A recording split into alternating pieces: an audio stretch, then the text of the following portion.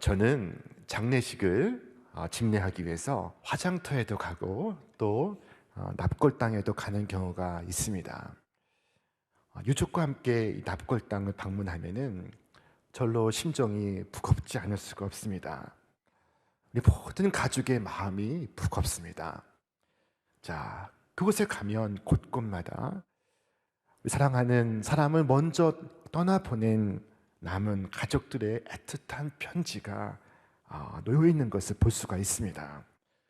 그 편지들의 일부가 눈물의 편지라는 제목으로 출판사에 출간이 되었습니다. 그 중에 한 대목을 소개하면 이와 같습니다. 먼저 남편에게 보낸 아내의 글입니다. 여보, 당신이 내 곁에 없다는 것을 부인하고 또 부인하면서 당신을 부르다가 어느새 눈물이 고이곤 합니다. 정말 외롭고 힘들 때 당신이 남긴 목소리를 들으며 펑펑 울어보지만 나 아직도 시원하게 울어보지 못했어요. 언젠가는 목 놓고 울어보고 싶어요. 여보, 나 직장에 나가기 시작했어요. 힘들고 고통스럽지만 잘 참아내고 있어요. 일하다가도 당신이 직장 다닐 때 힘든 것을 왜 이해해 주지 못했을까? 천장을 쳐다보고 눈물을 참곤 해요. 하지만 아무리 힘들어도 열심히 살 테니 걱정 마세요. 자, 어느 날 갑자기 아빠를 떠나보내야 할 때가 있습니다. 아내를 떠나보내야 할 때가 있습니다. 어린 자식을 떠나보내기도 합니다. 죽음은 순서를 가리지 않습니다. 죽음은 그 누가 대신할 수도 없습니다. 어느 누구도 죽음을 예측할 수도 그리고 통제할 수도 없습니다. 그때 우리는 황망함 속에서 질문하지 않을 수가 없습니다. 이렇게 끝이란 말입니까? 이렇게 헤어지는 것이 마지막이란 말입니까? 자, 오늘 말씀 속에서 사두개인들이 등장하여 예수님께 질문을 합니다. 부활이 없다고 주장하는 사두개인 중 어떤 이들이 와서 물어 이르되, 이 사두개인들은 독특한 사람들입니다. 이들은 유대 사회 상위 1%에 속하는 귀족 계층이었습니다. 성경에 보면은 예수님께서 사두개인들을 자주 만나시지 못합니다. 그처럼 이들은 소수의 귀족들이었습니다. 이들은 유대 사회를 통제하는 권력기구 산헤드린 공회를 지배했습니다.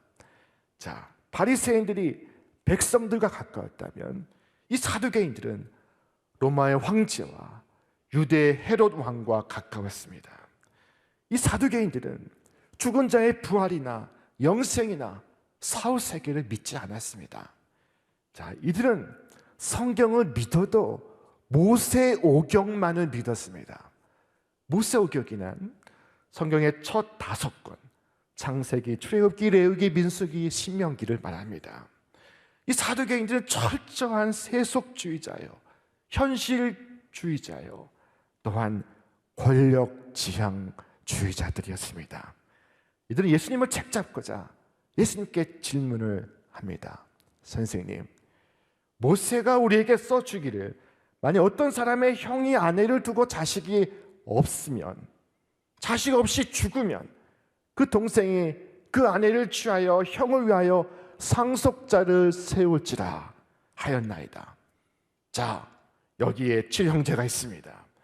만약 아내를 취하였다가 자식 없이 죽고, 둘째가 그 형수와 결혼하여 자식 없이 죽고, 셋째가 또 그 형수와 결혼하여 자식 없이 죽고, 이와 같이 7이 다 그를 아내로 취하였는데, 자, 부활 때 이 여인은 누구의 아내가 되리까? 이 사두개인들은 부활은 없는데 부활이 있다고 말씀하시는 예수님에 대하여 시비를 걸고 있는 중입니다.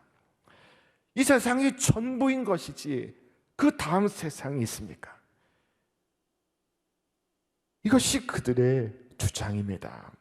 그들의 주장을 위하여 말도 되지 않는 상황을 설정하고 있습니다. 어떻게 형제 7이 다 죽고 형수 한 사람만 살 수 있다는 말입니까? 모세 율법에는 형이 자식 없이 죽게 되면 그 아래 동생이 형수를 취하여 상속자를 낳도록 하는 계명이 있습니다. 이를 통하여 가문의 대를 계승하는 것입니다. 함께 살아갈 수 있도록 도와주는 것입니다. 이것을 계대 혼인법이라고 합니다. 대를 계승하도록 도와주는 법. 사두개인들은 이 혼인법을 인용하여 아들 없이 죽었던 7 형제와 차례로 결혼한 이 미망인이 누구의 아내가 되겠습니까? 예수님께 질문하고 있습니다. 자, 7 형제와 미망인이 모두 부활했습니다. 그러면 7 형제와 다 살아보았던 이 여인은 누구의 아내입니까? 만일에 부활이라고 하는 것이 있다고 하면 이렇게 말도 안 되는 상황이 벌어지게 될 것이 아니냐 하는 것입니다. 부활을 믿는 것을 일순간 어리석고 우스꽝스럽게 보이려 하고 있습니다. 여러분, 그들의 이런 논리로 하나님 나라의 삶이 다 설명되는 것이 아닙니다. 내가 이해하는 것은 아주 작고 나의 이해하지 못하는 것은 너무나 크다는 것을 우리는 인정할 수 있어야 합니다. 생명의 신비란 우리 이성으로 이해할 수 없는 것입니다. 생명의 탄생부터 너무나 신비합니다. 2003년 저의 첫 번째 아이가 미국의 어느 대학병원 분만실에서 태어날 때 저는 그 아이를 두 손으로 처음 받았습니다. 그 아이를 가슴에 안고 저는 생명의 경이에 충격을 받았습니다. 생명이란 얼마나 신비합니까? 엄연한 사실이지만 우리는 그것을 다 설명할 수가 없습니다. 아이의 출생뿐만이 아닙니다. 아이의 성장도 마찬가지입니다. 갓 태어난 이 아이가 어떤 모습이 될지, 과연 사람은 될지 상상할 수 없습니다. 그러나 놀랍게도 뼈는 뼈대로 자라고 몸은 몸대로, 정신은 정신대로 자라서 온전한 사람이 됩니다. 여러분, 싹을 한번 보십시오. 씨앗 하나를 심겨줘서 작은 싹을 틔웁니다. 그 작은 씨앗 속에 싹이 있고 나무가 있고 거대한 숲이 담겨 있습니다. 그런가 하면 애벌레가 자라서 날개를 팔랑거리며 나비가 되어 하늘을 날고 있습니다. 이 땅의 생명이 이처럼 우리에게 신비롭고 놀랍다면 저 부활의 생명은 이보다 훨씬 더 놀랍고 신비로울 것입니다. 하지만 이 사두개인들은 자신의 논리와 이성 안에서 하나님의 능력을 인정하고 있었습니다. 자신은 과대평가하고 하나님의 능력은 과소평가하고 있습니다.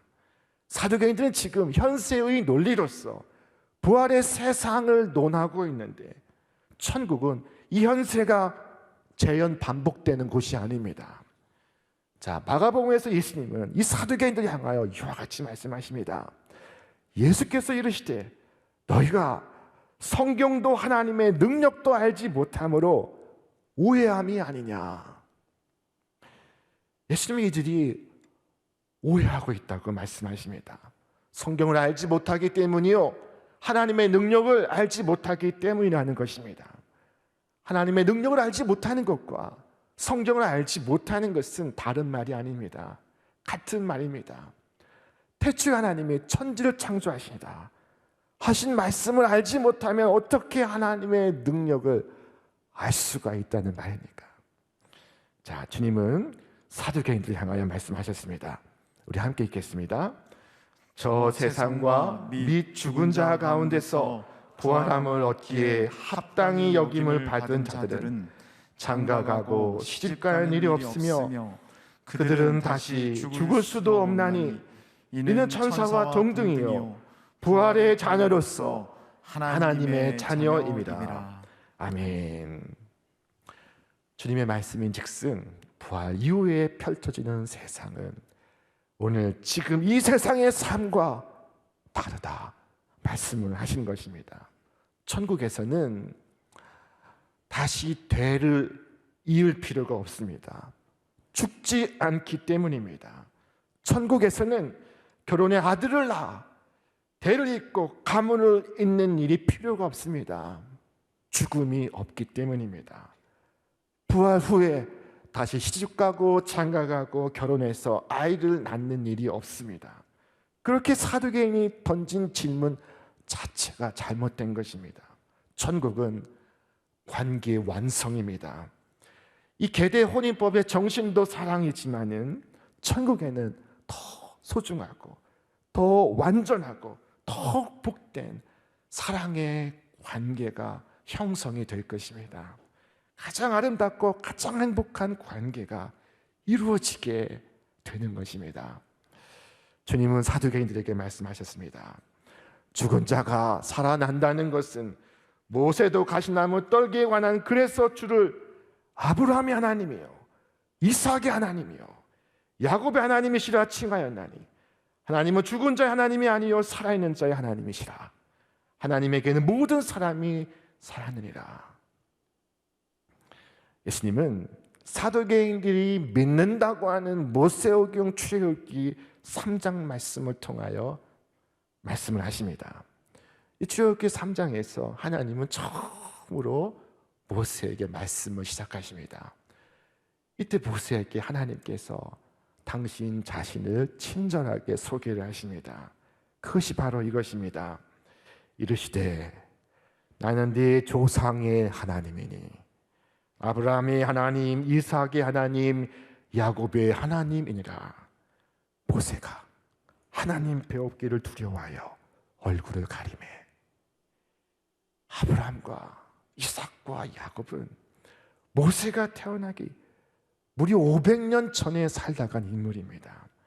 그런데 하나님은 지금 모세에게 자신을 소개하시면서 500년 전에 돌아가신 분들의 이름을 말씀하시면서 내가 아브라함의 하나님이요 이삭의 하나님이요 야곱의 하나님이다. 현재형으로 말씀을 하시고 있습니다. 내가 저기 아랫마을 사는 형규의 아빠다 라고 말씀하는 것과 같습니다. 아브라함과 이삭과 야곱이 살아있다는 것입니다. 세상 사람들은 사람이 살다가 죽으면 끝이라고 생각합니다. 그러나 하나님은 말씀하십니다. 아브라함과 이삭과 야곱은 살아있다. 나는 그들의 하나님이다. 하나님은 죽은 자의 하나님이 아니요 살아있는 자의 하나님이시라. 하나님에게는 모든 사람이 살았느니라 하시니 이 놀라운 말씀은 세 부분으로 이루어져 있습니다. 첫째, 하나님은 죽은 자의 하나님이 아니시다. 둘째, 하나님은 살아있는 자의 하나님이시다. 셋째, 왜냐하면 하나님에게는 모든 사람이 살아있기 때문이다. 인간적인 관점에서 보면 그들은 다 고인입니다. 그러나 하나님의 편에서 보면 그들은 살아있습니다. 하나님께는 모든 사람이 살아있습니다. 이 모든 사람들 속엔 악인들도 포함되어 있습니다. 그들은 부활해서 하나님의 심판대 앞에 서게 될 것입니다. 주께서 사두개인들이 믿는다고 하는 모세오경 출애굽기 말씀 속에서 부활을 콕 집어내어 설명을 하십니다. 이처럼 주님께서 성경을 풀어주지 않으셨다면 우리도 이 하나님의 자기 계시 속에 부활이 담겨 있다는 사실을 미처 깨닫지 못했을 것입니다. 이 사두개인들은 죽음 이후의 삶을 믿지 않았습니다. 그냥 2000년 전에 살다 가던 유물론자들이었습니다. 하나님을 잘 믿는다고 하지만 탐욕으로 오직 이 세상만을 살아가던 그들은 부활을 믿지 않았습니다. 자, 그러나 부활은 있습니다. 이것은 사람이 고안해낸 사상이 아니라 하나님의 말씀이요 약속입니다. 우리 그 유명한 말씀 함께 읽겠습니다. 하나님이 세상을 이처럼 사랑하사 독생자를 주셨으니 이는 그를 믿는 자마다 멸망하지 않고 영생을 얻게 하려 하심이라. 부활은 이처럼 그리스도를 통하여 하나님이 우리에게 주신 약속입니다. 예수님이 부활의 첫 열마가 되어 그것을 증거하셨습니다.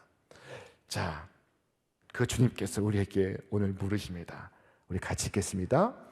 나는 부활이요 생명이니 나를 믿는 자는 죽어도 살겠고 무릇 살아서 나를 믿는 자는 영원히 죽지 아니하리니 이것을 네가 믿느냐? 나는 부활이요 생명이니 나는 너의 부활이요 너의 생명이니 나를 믿는 자는 죽어도 살겠고 무릇 살아서 나를 믿는 자는 영원히 죽지 아니하리니 이것을 네가 믿느냐? 여러분 믿습니까? 주께서 믿으면 영광을 보리라 놀라운 말씀을 하십니다.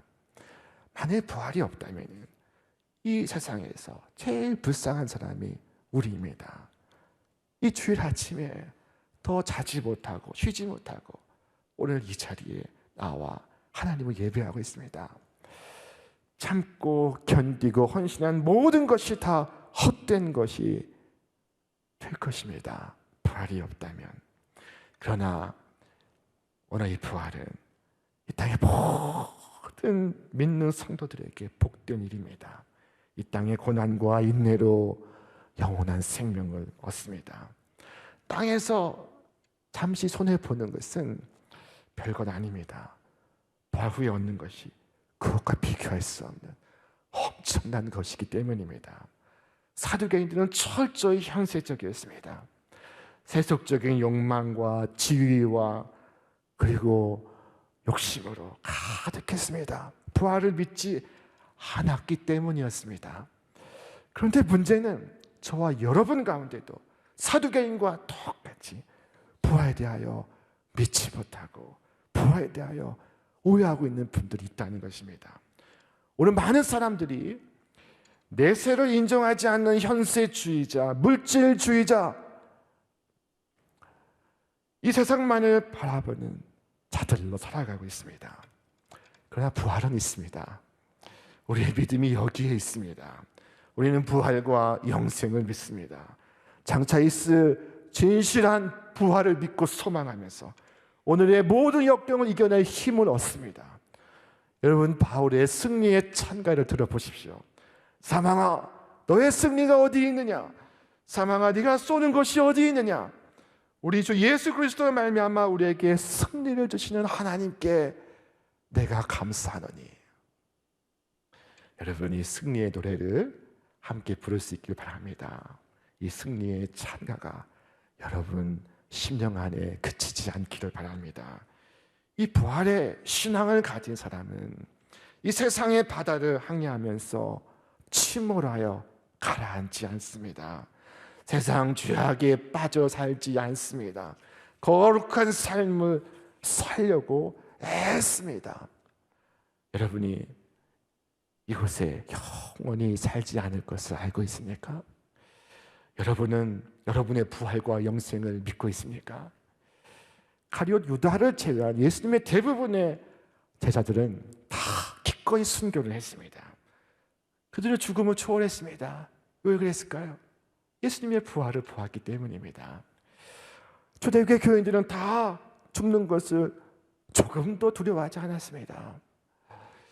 왜였을까요? 부활이 있었기 때문이었습니다.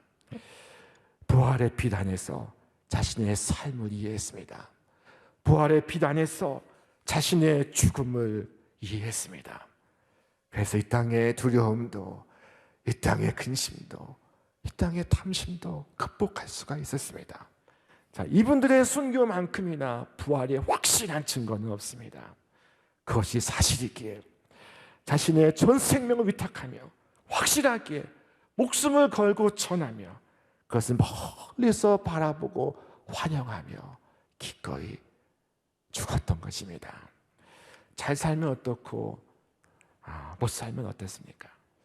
잘 입으면 어떻고 여행 중에 좀 못 입으면 어떻습니까? 정말 중요한 문제는 생명의 문제요, 영생의 문제입니다.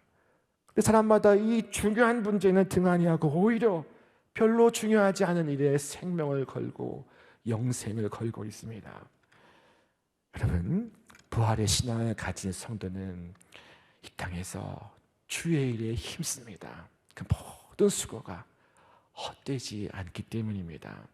사도 바울이 성도를 향하여 권고하고 있습니다. 우리 함께 읽겠습니다.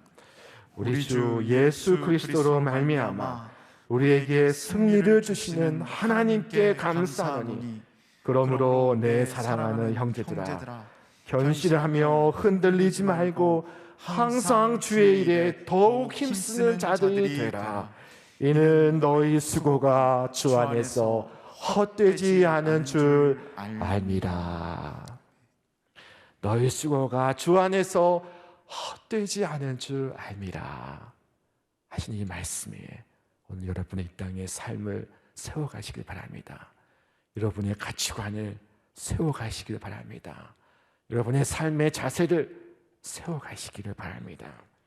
부활의 신앙을 가진 사람은 세상 욕심을 버립니다. 왜 이 땅에 그토록 집착을 합니까? 명예욕, 자존심이 다 무엇입니까? 부활의 신앙이 없기 때문입니다. 부활의 신앙을 가진 사람은 낙심하지 않습니다. 사방에 우겨쌈을 당하여도 절망하지 않습니다. 무엇을 두려워할까요? 무엇이 그렇게 절망이 될까요?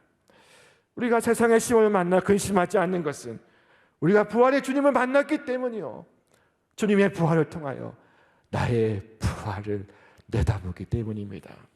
수많은 성도들이 이 믿음에 의지하여 현실의 어려움을 극복해 나갔습니다. 이 믿음 가지고 바랄 수 없는 중에도 미래를 바라보았고 소망을 가졌습니다. 그리고 승리와 영광을 얻을 수가 있었습니다. 부활의 신앙을 가진 사람은 죽음을 바라보는 태도도 다릅니다. 죽음을 생명의 한 단계로 바라볼 수가 있습니다. 환난과 핍박, 순교를 당하던 고린도 교회를 향하여 사도 바울이 편지를 썼습니다. 땅에 있는 우리의 장막집이 무너지면 하나님께서 지으신 집, 그 사람의 손으로 지은 것이 아니라 하늘에 있는 영원한 집이 우리에게 있는 줄을 압니다. 우리는 하늘로부터 오는 우리의 집을 덧입기를 갈망하면서 이 장막집에서 탄식하고 있습니다. 우리는 이 장막에서 살면서 무거운 짐에 눌려서 탄식하고 있습니다. 그러나 우리는 마음이 든든합니다. 우리는 차라리 몸을 떠나서 주님과 함께 살기를 바랍니다. 자, 여러분, 우리는 오늘 예배를 시작하면서 사도들의 신앙 고백으로 오늘 우리의 신앙을 함께 고백했습니다. 나는 성령을 믿으며 거룩한 공교회와 성도의 그 안에서의 교제와 죄를 용서받는 것과 몸의 부활과 영생을 믿습니다. 아멘. 사도들의 신앙 고백을 자세히 살펴보면 건성으로 암송할 때는 발견할 수 없는 놀라운 것을 발견합니다. 우리는 놀라운 것을 매주 고백하며 살아왔던 것입니다. 나는 몸의 부활과 영생을 믿습니다. 내가 이런 내용을 신앙으로 매주마다 고백했단 말인가? 예수님 시대도 그렇고 지금 시대도 그렇고 부활이 없다 하는 사람들이 많이 살아가고 있습니다. 설령 입술로는 부활을 믿는다고 하지만 삶으로 부인하는 사람들이 너무나 많습니다. 하나님을 믿는다고 하는 사두개인들도 부활을 믿지 않고 있었습니다. 우리 오늘날도 믿는다고 하면서 믿지 못하고 소망한다고 하면서 소망하지 않는 사람들이 많습니다. 여러분, 부활은 있습니다. 죽음으로 인생이 끝나지 않습니다. 죄와 어둠이 가득한 이 시대, 소망을 잃고 절망에 빠져 살기 쉬운 이 시대, 오직 주님의 부활 안에서 그 부활의 능력으로 오늘을 살아가시는 여러분과 제가 되시기를 주님의 이름으로 축원합니다. 축원합니다.